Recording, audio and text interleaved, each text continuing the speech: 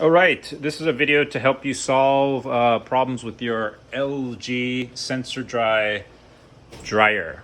So I thought we were having some problems here because I was turning it on, switching it to whatever setting, and then starting it. But every time I started it, about 5 minutes afterwards, it would stop.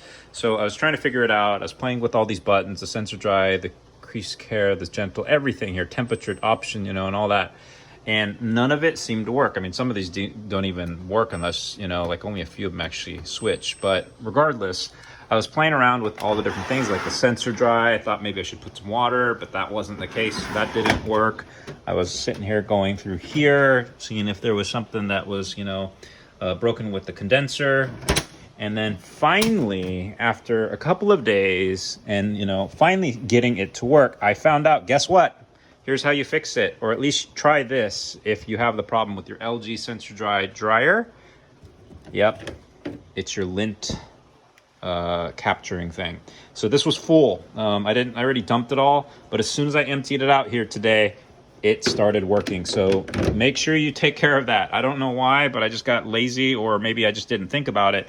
But that is the key to keep it going, and it can potentially solve your problems with your Sensor Dry dryers.